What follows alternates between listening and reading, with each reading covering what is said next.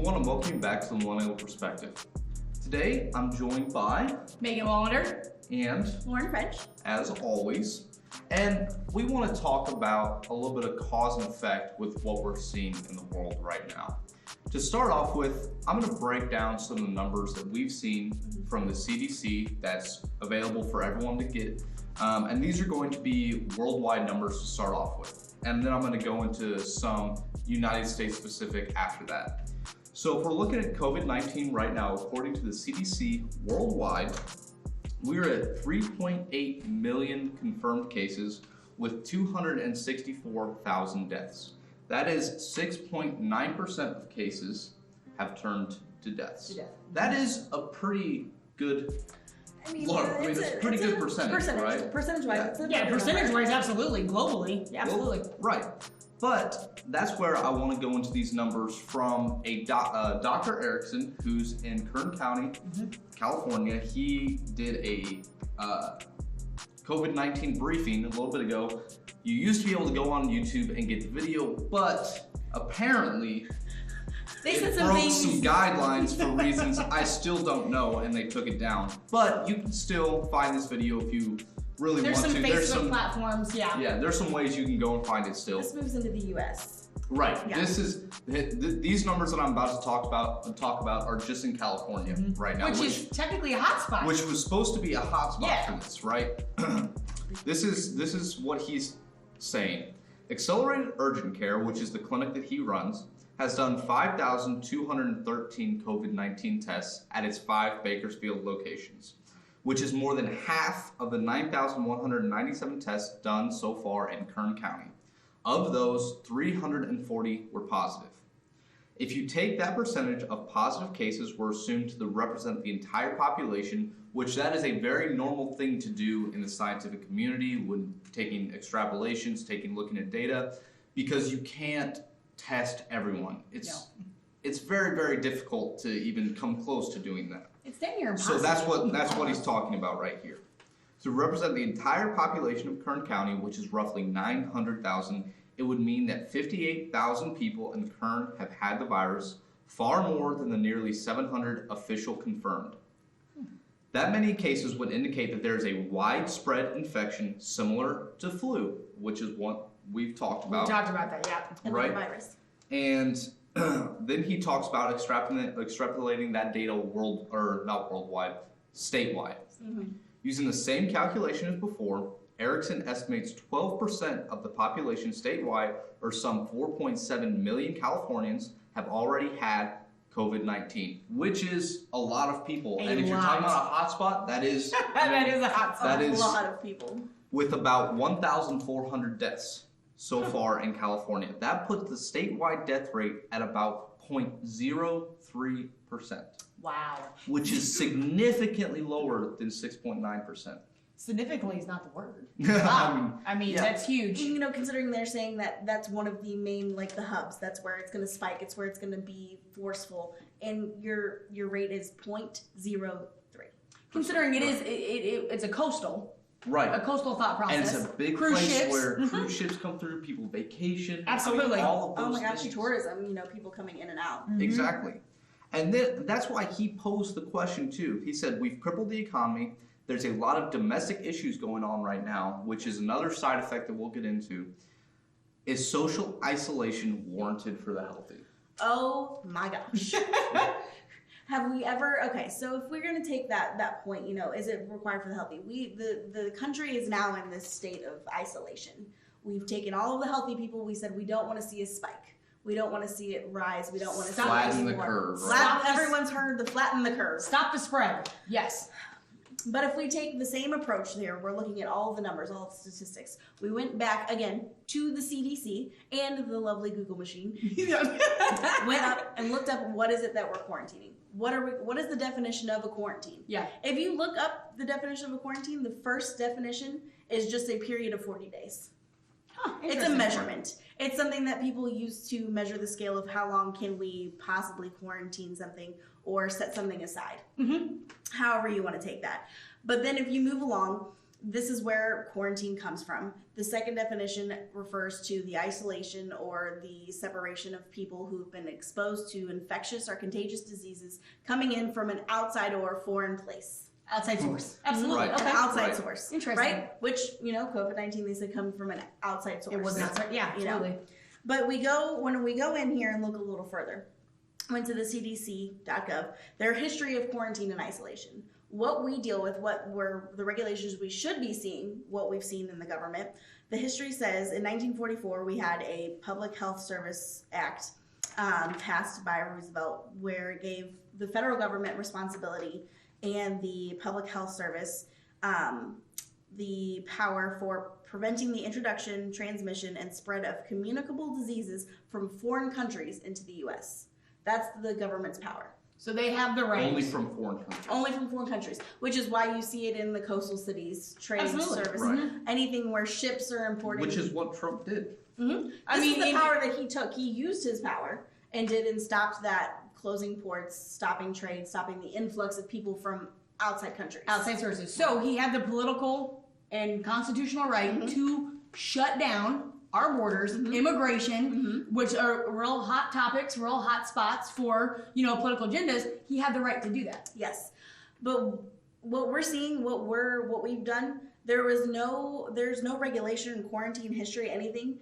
When you read through all of this, that says we should isolate our country, isolate people, putting people in homes. The healthy. The healthy people, putting healthy people in a place. Nothing in these definitions ever said they're putting healthy people. They are keeping the disease from the healthy by quarantining the diseased or the infected or the exposed. So there's no precedent.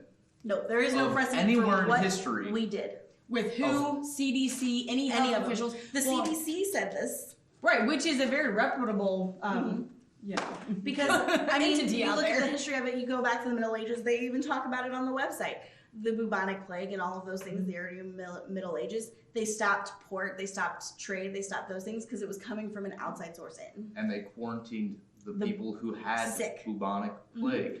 You saw sick houses. That's where sick houses, and then they started setting up, stations, what they called quarantine stations. Oh, okay. For the sick. Interesting. So how does the effects we're suffering an effects of a quarantine of healthy people that doesn't match what should have been done when we started this process, what Trump did, doing the right thing, stopping the influx and those things. Well, the reason behind it is to stop the spread, slow it down, and not to overwhelm hospitals. Yes. Right. So the question could be asked, why are we still in quarantine? Why are we still on lockdown? And so that was the cause. And the effect is we're now seeing, we look back at the models and we're not seeing the correct comparison with what they said the models were coming from, right?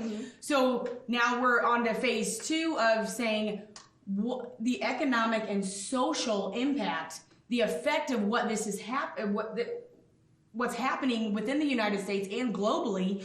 And we talk about, to quote a very, what's the word I'm looking for? Out there, Congresswoman, AOC, was urging people and in some ways demanding people to boycott their workplaces, tell them no, because this will create an environment that says corporations should, you shouldn't have to work a 70-hour work week to get a small wage, basically standing up to the corporations. Well, the corporations are the only ones open right now.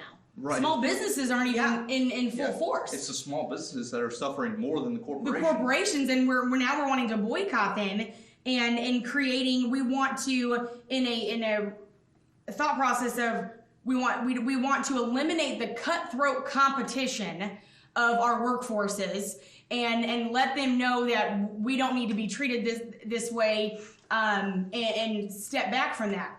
Wait a minute. The major corporations are the ones that have been open. Walmart, Amazon, what are some? Home During Depot. this quote-unquote quarantine lockdown. The major corporations are the ones that open. So boycotting those, what is the impact on that? Number one. The idea behind the $600 unemployment extra. what are the long-term effects of that? And we think of the lockdown was for stopping the spread. Mm-hmm. The economic and social, like Justin said, the social side of it, higher suicide rates, the domestic violences, we're seeing this all around the country, that doctors are coming out saying, hey, there's long-term effects than just staying home and stopping the spread. Right. And, going back to your point with businesses, and you're talking about the corporations that are still open. Yes. Who decides who's essential and non-essential? Because that's the big word. That's a big thing, yes. I didn't help decide that. I didn't cast a vote. No one told me I had a say in whether I was essential or not. No. Where did we, the people, go? Right. I mean, let's be real here. Our elected officials, because they're elected to represent our views, not what they think is the best for us, no, what we think is the best for ourselves.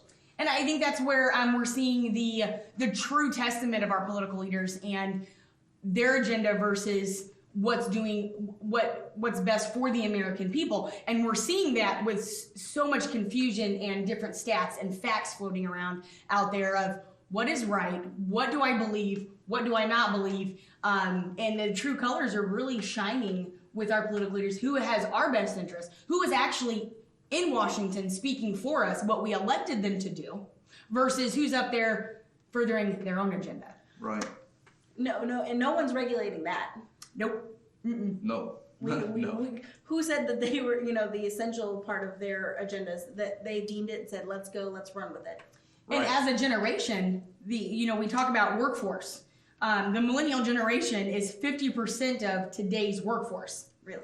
So when we talk about the millennial perspective and how we were raised with technology, everybody gets a trophy, everybody gets a prize. You're seeing that today. We're 50%. We don't need to go back to work. Our political leaders will take care of us. Right. They will financially stay at home. We've got this. You can go to the store, but stay home. You can go do this, but stay home. It's not essential. Wait a minute. So you're telling 50% of the workforce not to go back to work until there's a vaccine, come on, folks. We got to wake up. I thought it was essential for me to be able to have a job to pay for, I don't have a family right now, but down the line, I need a job to be able to provide. And there's a lot of people in this country that are our age that do have families that have to provide. Mm-hmm. And the country and the government say, "Oh, we'll just provide for you. We will take care of you." But what happens in 6 months whenever that's gone and they're out of a job? Yes. Because they didn't go back to work. Because they didn't go back. Exactly. Because we're listening to a different narrative that does not line up with the values, Constitution, Bill of Rights, and we're seeing the effects of that globally. The effects are just far exaggerated over the cause, over these numbers, over what COVID-19 actually is. The effects are so far exaggerated, which pushes to your mind what's the actual agenda behind what's going on. You have to, because otherwise, if you look at the grand scale, the overarching effects do not match what should have been done in response to this. And what the precedent of what has happened before in our history. If you're following history, how we've stopped things, how we've responded to things, why is the scale so far skewed compared to what we've done before? Exactly. Which, we're not conspiracy theories or anything, but I think it begs, to ask that question, is there another agenda?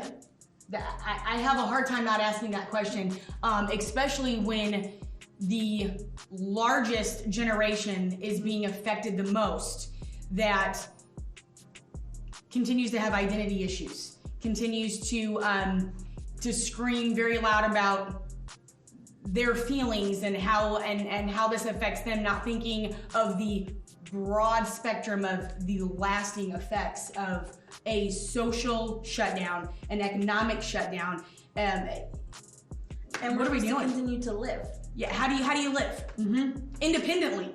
Right. Yeah. And we'd love to hear your guys' take on this as well. What you guys think about this? If you agree with us, disagree with us, we'd just love to have that conversation. You can message us in the comments below, anything like that. We just love to hear from you guys. You guys have anything else to add? No, definitely. I agree with Justin. We just want to keep the conversation going. Keep the conversation. Right. As you can tell, we like to talk, and sometimes, we can overtalk, each other and whatnot, but we like to talk. We like to have that conversation. We want to open up the dialogue because we know that we're not the only ones out there that believe this and stand up and say, whoa, we don't have to be silent. There is one narrative, but what narrative are you listening to? Right. And so we want to open up that dialogue, absolutely. So we appreciate you guys watching, and until next time, we'll see you later.